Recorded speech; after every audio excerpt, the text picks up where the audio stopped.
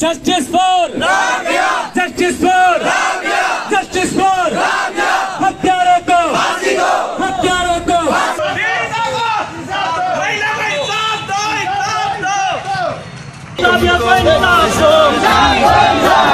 Rabia का इंसाफ दो!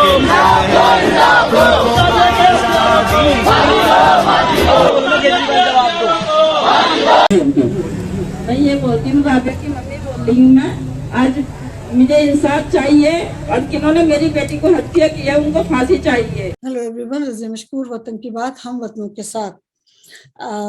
दिल्ली जो एक शहर था आलम में इंतखाब, अब वो शहर एक ऐसी जगह बन गई है कि ऐसा प्लेस बन गया है जहाँ पे बेटियों की आहें, उनकी सिसकियां, उनकी अजमतें तार तार हो रही हैं।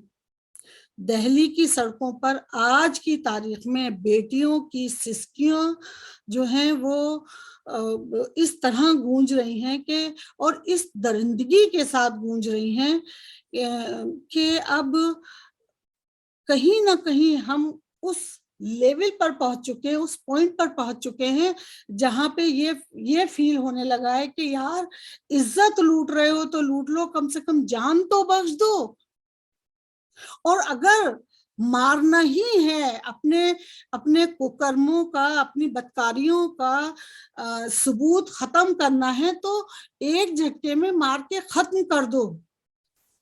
इससे क्या प्लेजर मिलता है कि आपने उसके जिस्म के हिस्से हिस्से काट के डाल दिए। मैं राबिया के केस की बात कर रही हूँ। गुज़िश्ता चंद सालों से हम यूपी और बिलखुसूस दिल्ली और नवाए दिल्ली में अजमत दरी यानी रेप के ऐसे हौलनाक वाक़यात सामने से देख रहे हैं कि जिन्हें सुनकर अपने इंसान होने पर शर्म आती है। क्या हम अशरफुल मखलूकात हैं? दुनिया की जितनी भी चरिंद परिंद, जानवर, कीड़े मकोड़े, जो कुछ भी है, उसमें इंसान सबसे बेहतर मखलूक है। लेकिन क्या हम वाकई बेहतर हैं? क्या हमने जानवरों को मात नहीं कर दिया? क्या हमें अपने इंसान होने पर शर्मिंदा नहीं होना चाहिए? ये वो कौन लोग थे जिसने उस बच्ची के प्राइवेट पार्ट्स को काट डाला? अरे रेप किया तो किया, आप उन लड़कियों को, नन्ही नन्ही फूल सी कलियों को, 21 साल की बच्ची, यार उसने क्या कुछ देखा होगा अभी लाइफ में। दिल्ली में आज की तारीख में वो शहर जो कभी आलम में इंतखाब हुआ करता था, आज दुनिया का बदतरीन शहर है जहां लड़की सेफ नहीं है। दुनिया का, कभी जात के नाम पर, कभी मजहब के नाम पर, कभी लव जहाद के नाम पर, कभी हविस के नाम पर, मुसलसल हमारी बच्चियां अपनी जानों की आहुति दे रही हैं, मुसलसल। चाहे वो हाथरस कांड केस हो, चाहे वो निर्भया हो, चाहे वो XYZ हो। अभी दिल्ली में हुआ था, एक बच्ची गई थी पानी लेने मंदिर के शमशान में, जो मंदिर होते हैं उसके अहाते में, और 1 घंटे में उस बच्ची को भी चिता पर लिटा दिया गया था। और आज ये जो फरीदाबाद में केस हुआ है, वो केस अब दो शहरों के, 2 जिलों की पुलिस आपस में ये तय नहीं कर पा रही है कि इस बच्ची का केस FIR जो है वो फरीदाबाद या FIR जो है वो दिल्ली में जमा FIR रजिस्टर्ड होगी। मैंने अभी कोशिश की थी उनके घर में कनेक्ट होने की, लेकिन जाहिर है कि इस वक्त जो सूरत हाल है, 26 तारीख यानी 26 अगस्त की शाम को ये वाकया हुआ है, और उसके बाद आज 3 तारीख हो गई है।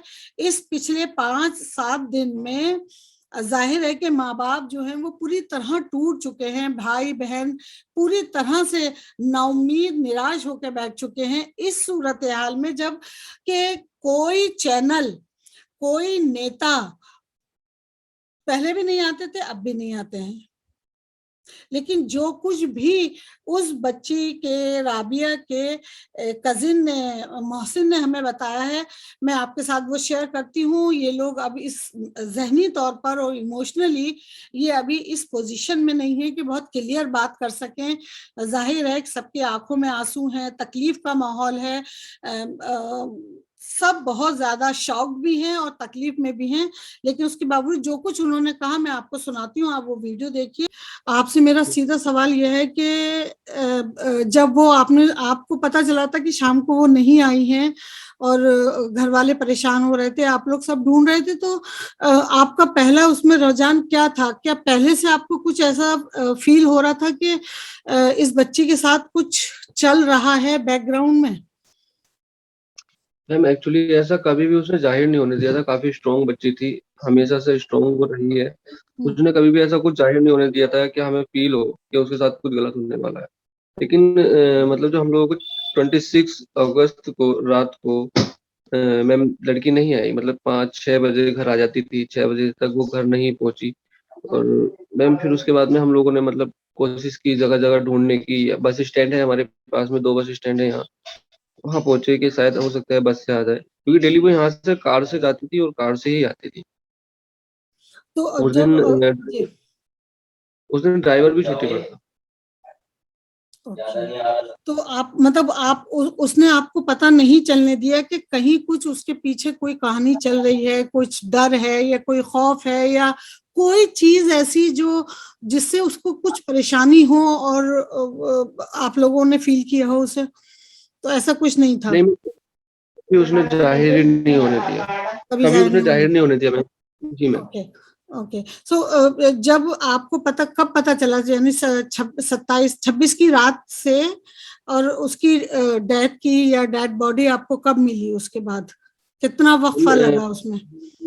ढूंढना शुरू किया। उसके बाद एक हमारे मतलब जब सभी जगह गए हम, जहाँ हम लोगों को जाना चाहिए उसकी तफ्तीश के लिए, फिर तो एक्चुअली रात के करीब 11:30-12 बज गए थे। हम एक फ्रेंड के घर पर गए, सभी फ्रेंडों से, या जो उसके साथ कलीग्स थी और जो वर्क करती थी, उनके सभी सब मिले साथ में। एक फ्रेंड के घर जाकर के वहाँ मम्मी पापा दोनों गए थे, तो वहाँ जाकर के उन्होंने बात की, क्या आपको पता है कि मेरी बेटी क्यों नहीं आई है, ये कहाँ है, मतलब आप लोग बताएं। तो एक्चुअली क्या हुआ, वो नहीं बता पाई उस चीज को, लेकिन उन्होंने एक हेल्प की कि एक फ्रेंड को कॉल लगाया जिसका नाम था ज्योति। ज्योति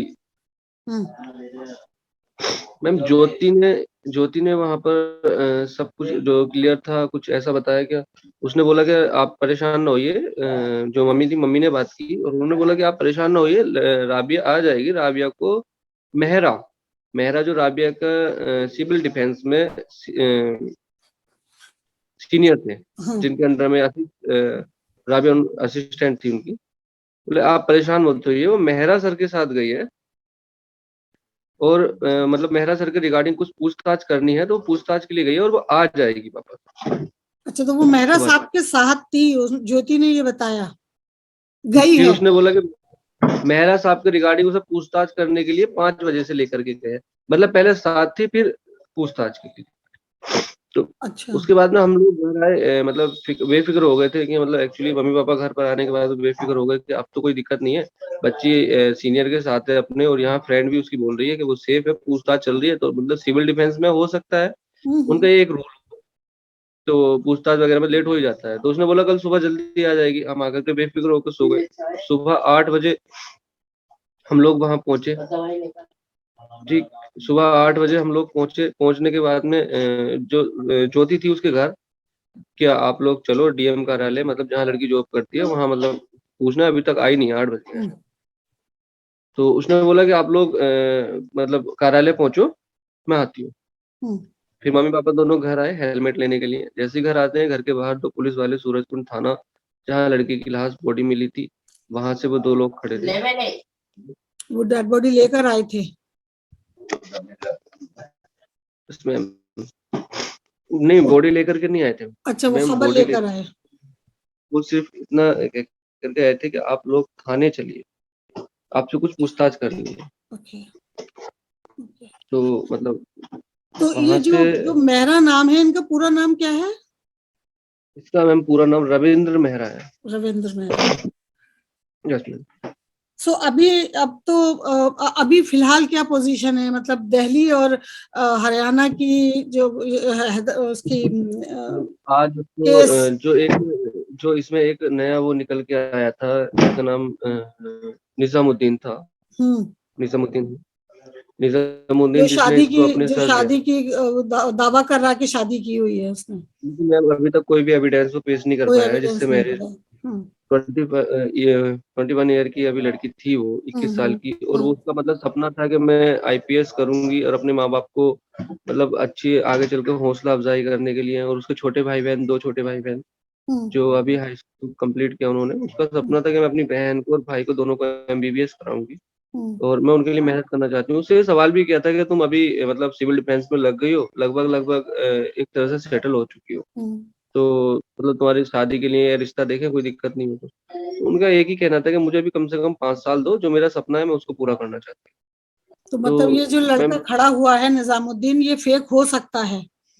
मैम फेक हो नहीं सकता, फेक है, फेक बिकॉज है। ये जिस तरह से उसको मारा गया है, जिस तरह से उसकी मतलब कंडीशन है लड़की की, ये एक आदमी का काम नहीं है। और मैम प्री हम्म प्लानिंग, आपको हम्म भी पता था कि जिस दिन मैम ये इंसिडेंट हुआ है 26 एंड बॉडी मिली है 27। ठीक है, लड़के ने जाकर के थाने में जो अपने आप को सरेंडर किया है दिल्ली में आकर के, लड़की को मारा सूरज कुंड, वहां से दिल्ली आता है, दिल्ली में आकर के अपने आप को सरेंडर करता है। हम्म। सरेंडर करने के बाद में मैम रात के 11 बजे वो सरेंडर करता है, या 12 बजे, लेकिन पुलिस हम लोगों 27 को तारीख बताती को? है सुबह। मैम 26 तारीख की रात को, जिस दिन मर्डर हुआ ओ, है उसी दिन। और आप लोगों को पता नहीं, आप सो रहे हैं यहाँ पर सब, कि हम बच्ची तो लोगों को सुबह आ पता है जाएगी, सेफ 8 बजे, है? ठीक है, हम लोगों को पता चलता है सुबह को 8 बजे, पुलिस सुबह। आकर के बताती है। ठीक हम्म। है, यानी 11 बजे से 8 बजे के बीच में क्या हुआ? हम्म। कितने दोनों के बीच में पूरे एविडेंस को मिटाया जा सकता है मैम। आराम से, आराम से, वो तो खैर इंडिया का जी नॉब बनता जा रहा है अभी। तो अभी जी। एक और चीज मैं देख रही थी, शायद वीडियो में कहीं, कि आप लोग ये कह रहे हैं कि अगर हमारी बहन को इंसाफ नहीं मिला तो हम मतलब हमें। राष्ट्रपति की मैम एक्चुअली क्या है, देखिए, बेटी हिम्मत थी, बहन सब कुछ थी, पूरे घर को संभाल रही थी। ठीक है, अगर अब उसको इंसाफ भी हम नहीं दिला सके तो हमारी जिंदगी का क्या? नहीं, इंसाफ तो जरूर दिलाना है, दिलाना चाहिए, लड़ना चाहिए, लेकिन ये बड़ी बहुत ही सैड पार्ट है, क्योंकि ये एक नॉर्म चला आ रहा है इस तरह का। तो बेटा, इस तरह की चीजों में अगर हम जान दे देंगे तो उनकी सेहत पे क्या असर पड़ेगा? असल बात तो ये होनी चाहिए ना कि लड़ना चाहिए इस चीज के लिए। टाइम तो लगेगा, लड़े हैं लेकिन इंसाफ मिलेगा। अभी फिलहाल आप लोग क्या कर रहे हैं, क्योंकि तदफीन तो हो गई बच्ची की? मैम, अभी तक पुलिस ने कुछ भी ऐसा नहीं किया है। आज उसको रिमांड पर लिया जाएगा, हम्म। निजामुद्दीन को, और फिर पुलिस का निजामुद्दीन को। कहना है कि हम आगे की प्रोसेस करेंगे। मैम 26 तारीख से लेकर के आज 3 तारीख हो गई, 3 तारीख। आज उसको रिमांड पर लिया जा रहा है, कस्टडी पर लिया जा रहा है। दिल्ली कोर्ट से अब हरियाणा को उसको लेके जाया जाएगा। मैं मुझे ये समझ में नहीं आ रहा है, ये चीज जब नोटबंदी एक दिन में की जा सकती है, जब किसी नेता को सिस्टम बचाने के बिगड़ा लिए हुआ है हाई भैया, कोर्ट और क्या कर सुप्रीम सकते कोर्ट। हैं हमारा। लेकिन आपको लग रहा है कहीं ना कहीं इसमें पॉलिटिक्स है या करप्शन का कोई ऐसा केस है? क्योंकि मैं सुन रही थी, जहां आपने बताया है कि फैमिली बता रही है कि कुछ पैसे वैसे का चक्कर था, सेफ की चाबी थी और क्या था। करप्शन करप्शन और राजनीति सारे इंक्लूड है कहीं ना कहीं इसमें। मैम अगर इसकी सही से छानबीन हो जाए, मैम यही वजह है कि सब कुछ लेट हुआ है। और इसीलिए पॉलिटिक्स और मैम करप्शन लगा हुआ है। और अगर पॉलिटिक्स इसमें नहीं होता तो अभी तक कुछ तो कुछ ना कुछ हो गया होता, बिल्कुल सही कह रहे हैं आप। और मैं बहुत हमें दुख है कि इस तरह का कोई वाकया एक बार फिर हुआ, और दिल्ली की और हमारी अपनी एक जो नई जनरेशन है उसको इस तरह की तकलीफ पेश आई। जी। मैम, मेरा कहना यह है, इस बच्चे को भी इंसाफ दिलवाना ये भी आपके हाथ में, और हम लोगों की जान की हिफाजत भी आप लोगों के हाथ में है। नहीं, हम बिल्कुल हर तरह से आपके साथ हैं। तो आपने देख लिया कि कुछ इंटरनेट की भी हो रही थी, बार बार आवाज बंद हो रही थी, और कुछ ये भी कि किस तरह से रात को जब वो बच्ची अपने घर पे, यानी 26 अगस्त की रात को जब वो अपनी बच्ची अपने घर टाइम पर नहीं पहुंची, जो 5 से 6 के बीच में आ जाया करती थी, वो बच्ची रात के 11 बजे तक जब घर नहीं पहुंची तो घर वालों को परेशानी हुई, और उन्होंने उसकी दोस्तों से और कुलीग से जो उस बच्ची के साथ उस सिविल डिफेंस जो ऑफिस है उसमें काम करते थे, तो वहां किसी जो उनके ग्रुप में थी बच्ची, उसमें से कोई ज्योति नाम की है, जैसा कि अभी हमने मोहसिन से भी सुना कि उन्होंने बताया कि वो अपने बॉस या उनके जो सीनियर हैं रविंदर मेहरा साहब, उनके साथ गई है।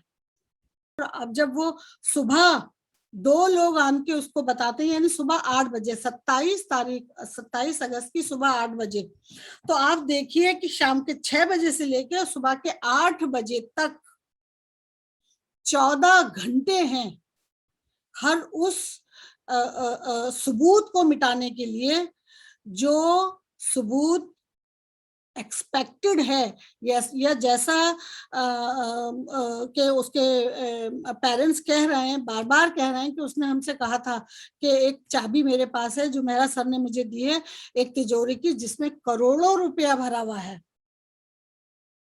और उन करोड़ों रुपया वो आता कहां से है? ये जो मास्क यानी करप्शन हिंदुस्तान में इस हद तक पहुंच चुका है कि अब जिंदगियों से आप खेल रहे हैं, मौतों से खेल रहे हैं। आपने कोरोना के नाम पर मास्क न लगाने के बहुत सारे वीडियो वायरल हुए थे कि मास्क नहीं लगाया तो पुलिस ने मारा, मास्क नहीं लगाया तो पुलिस ने मारा, मास्क नहीं लगाया तो पुलिस ने मारा। बहुत वीडियो वायरल हुए हैं ड्यूरिंग पैंडेमिक, लास्ट ईयर भी और इस साल भी। और पता ये चला कि इस सारे केस में जो चीज सामने निकल कर आ रही है, या जो मेरी अंडरस्टैंडिंग है, वो ये है कि इस बच्ची को मालूम था कि फेक जाली रजिस्टर्ड जाली चेकबुक्स बनवाई गई हैं, जिनके जरिए जो मास्क नहीं पहनते उनसे $2,500 रुपए और $1,500 इस तरह की न्यूज आई थी उस वक्त कि मास्क नहीं पहनोगे तो इतना चालान कटेगा। वो चालान बुक्स प्रिंटेड वहां रखी हुई थी, और वो पैसा वहां आता था और वो सारे पुलिस वालों में बढ़ता था। ये बात वो बच्ची जानती थी, ये बात राबिया जानती थी, उसने अपने पेरेंट्स से कहा था। लेकिन शायद कहीं ना कहीं उसको भी ये था कि अगर, हालांकि उनके फादर कह रहे भी हैं कई जगह कि हमने उसको, जब उसने हमें बताया तो हमने उसको यही कहा कि बेटा तुम इस बारे में चुप रहो, तुम्हें कुछ कहने की जरूरत नहीं है। जो जो खा रहा है, रिश्वत खा रहा है, गलत काम कर रहा है, चोरी कर रहा है, या अपने ही मुल्क के सिटीजन्स को जाली चालान बना बनाकर वो लूट रहा है, तो करप्शन तो हमारे डीएनए में शामिल हो गया है एज एन इंडियन। डीएनए से कैसे निकालेंगे? और उसका नतीजा ये हुआ कि उस बच्ची को जब, या तो इन्हें शक हो गया डिपार्टमेंट को कि भाई इसको मालूम हो गया और इसने बता दिया है, या नहीं भी बताया है तो इसको तो पता चल गया वो अगेंस्ट है इसके, रिश्वत लेने के या इस तरह की किसी भी कार्रवाई में वो इन्वॉल्व होना नहीं चाहती, वो ईमानदारी से काम करना चाहती थी, तो लिहाजा उसको सामने से हटा दिया गया। और ये कौन से लोग हैं जिन्होंने जानवरों की तरह लड़की को काट डाला? किस बात का गुस्सा यार? गलत आप कर रहे हो, चीटिंग आपने की है अपनी हुकूमत से, अपने मुल्क से, अपनी कम्युनिटी से, अपने लोगों से, और सजा आपने उस बच्ची को दे दी क्योंकि वो बच्ची आपको 3 महीने हुए हैं आपको ज्वाइन किए हुए उसे, मगर आपने बहुत सफाई से उसको हटा दिया। और शाम के 6 बजे से लेकर सुबह के 8 बजे तक आपने सारे सबूत मिटा दिए। कौन जवाब देगा इसका? एक पैटर्न चल पड़ता है, लिंचिंग होगी तो लिंचिंग लिंचिंग लिंचिंग, और अब जो है वो रेप की जो ब्रूटिलिटी है, जो हैवानियत है रेप के केसेस में, वो कौन से जानवर का नाम लूं जो ये बता सके कि उससे ज्यादा बड़ा जानवर वो है जो इस तरह बच्चियों की अजमतों को तार तार करता है, फिर उसके जिस्मों को तार तार करता है, और किस दिल से। हाँ, इस सारे किस्से में जो एक मतलब बहुत ही कमजोर पहलू है, वो जो बहुत सामने से भी नजर आ रहा है कि मुमकिन नहीं है ऐसी कहानी जो निजामुद्दीन ने आन के अपने आप को रात को 11 बजे सरेंडर भी कर दिया कि वो मुझे भाव नहीं देती थी क्योंकि मैं उससे बहुत प्यार करता था, इसलिए मैंने गुस्से में उसे मार दिया। उसने आन के खुद को सरेंडर भी कर दिया। मतलब आप सोचिए, 7 बजे शाम के 5 बजे से लेकर और 11 बजे रात तक जब पूरी सारे सबूत मिटा दिए गए, तो एक आदमी आन के अपने आप को, निजामुद्दीन नाम का वो आन के अपने आप को सरेंडर कर देता है कि भाई मैंने मारा है क्योंकि वो मुझे भाव नहीं देती थी। जिस तरीके से उसके बॉडी पार्ट्स मिले हैं, वो काम एक आदमी का हो ही नहीं सकता। जिस तरह से उसको गोदा गया है, 50 उसके निशान पूरी बॉडी पर हैं। आप देख रहे हैं पिक्चर्स, आप देख रहे हैं वीडियोस। मेरी हिम्मत नहीं है कि मैं उन पिक्चर्स को यहाँ दिखाऊं, लेकिन डिफेंस में बच्ची, पुलिस डिपार्टमेंट में काम करने वाली बच्ची को ऐसा मिखमिखा सा आदमी, दुबला पतला उसका, इस बेरहमी से तन्हा नहीं मार सकता, मुमकिन ही नहीं है।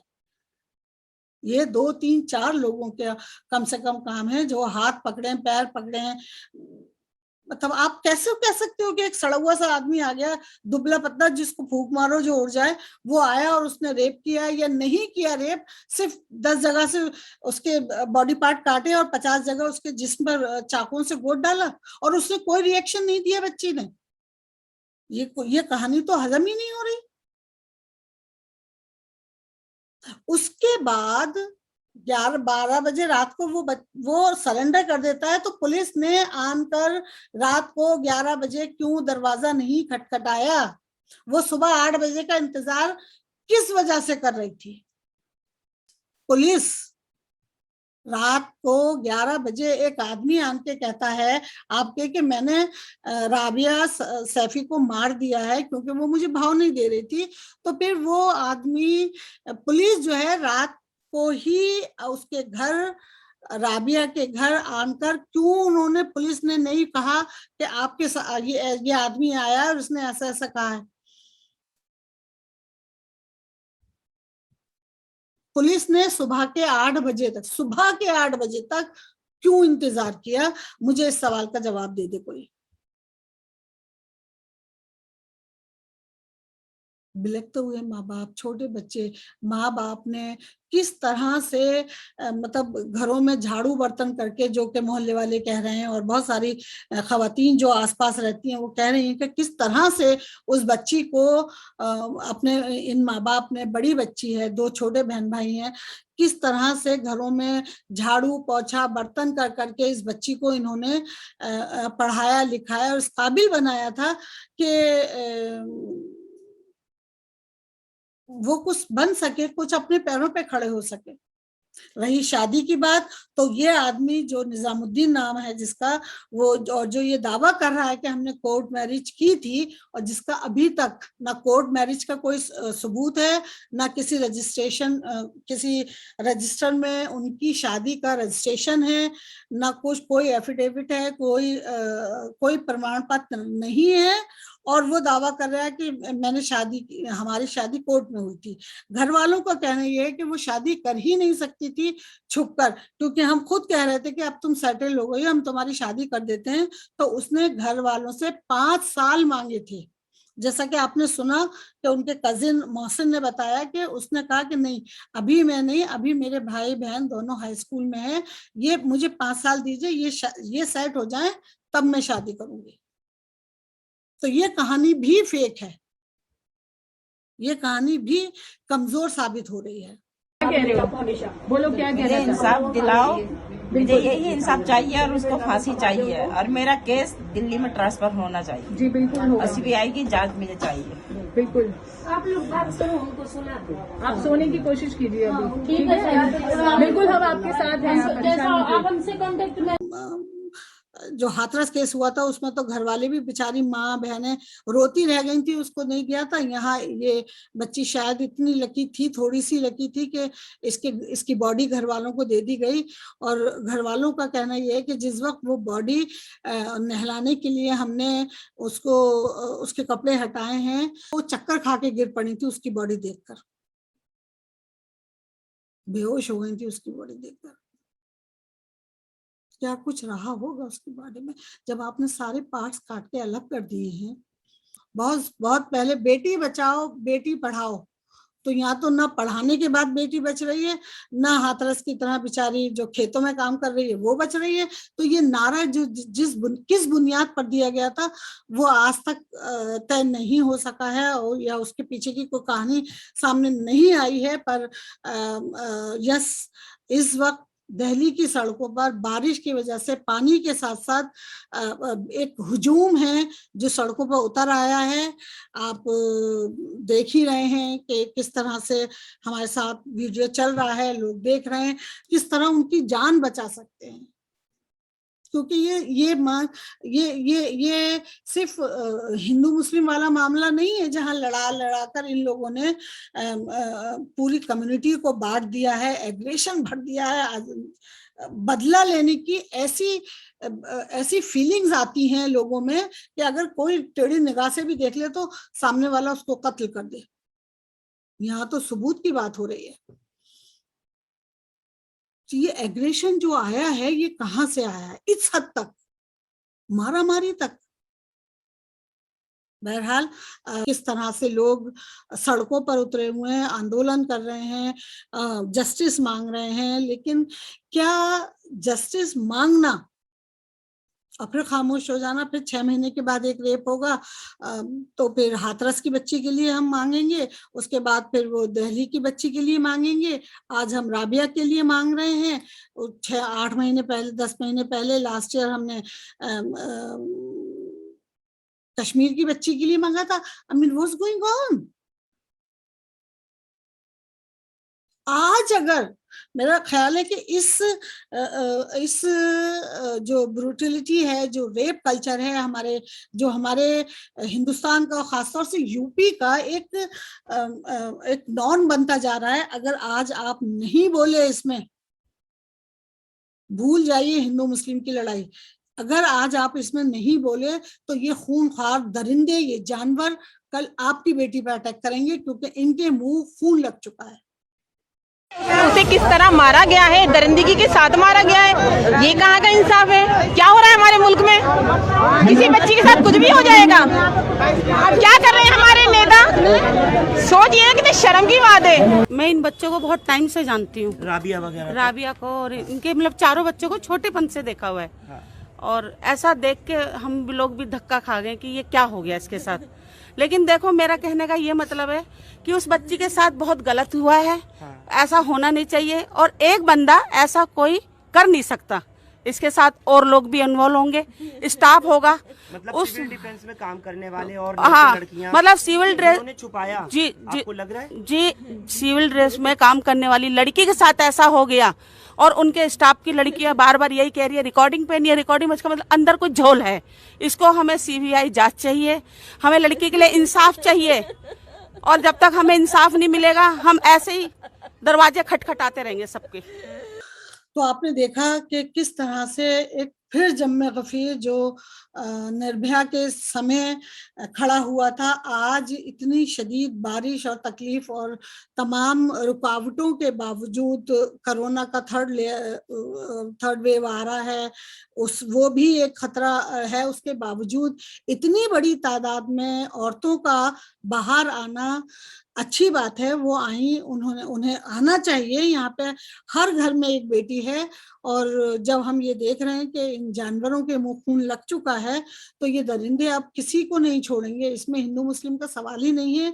बेटी सांझी होती है, और उसी सांझी बेटी के लिए आज हम सबको सबको जो घरों में बैठे हैं आवाज बुलंद करो, आवाज बुलंद करो कि जो भी इसके कल्प्रिट्स हैं उनको जल्द अज जल्द फांसी दी जाए, एक फास्ट ट्रैक कायम की जाए और सिर्फ उसमें वो लोगों को, उन लोगों को फांसी की सजाएं हो, सजाए मौत हो उन तमाम लोगों को जो इस तरह के कुकर्म करते हैं, जो इस तरह की हरकतों में मुलव्विस हैं, चाहे वो कितने बड़े नेता की औलाद हो, चाहे वो किसी मिनिस्टर का भाई हो, चाहे वो कुछ भी हो। बस मैं फिलहाल इतना ही कहना चाहूंगी। इस बारे में अगर आगे कुछ प्रोसीड होता है तो मैं उस खबर के साथ फिर आपसे ज्वाइन करूंगी। Till then please like, subscribe and share this video and comment जरूर कीजिए क्योंकि हमें आपके कमेंट्स का इंतजार रहता है। Thank you so much for watching. Signing off, Razia Mashkoor. Love you guys.